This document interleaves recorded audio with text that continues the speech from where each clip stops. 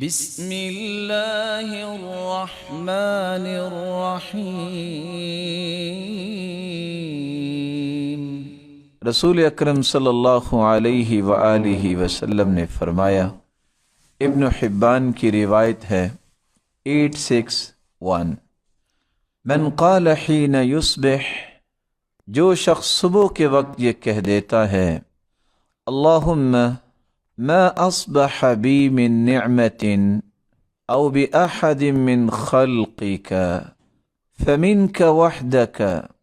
لا شریک لک فلک الحمد ولک الشکر فقد ادى شکر ذلك اليوم۔ جو شخص یہ الفاظ بول دیتا ہے، اللہم ما اصبح بی من نعمت او بأحد من خلقک،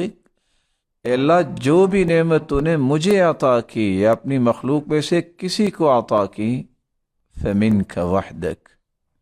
یہ نعمت تیری طرف سے ہی ہے، لا شریک لک، کوئی بھی تیرا شریک نہیں ہے،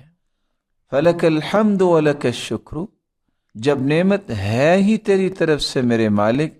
تو تعریف بھی تیری ہی کی جا سکتی ہے اور شکر بھی تیرا ہی ادا کیا جا سکتا ہے۔ اتنے الفاظ جو انسان کہہ دیتا ہے، فقد ادى شکر ذلك اليوم، تو اللہ عز وجل اس کے پورے دن کے شکر اور شکر گزاری کو قبول فرما لیتے ہیں۔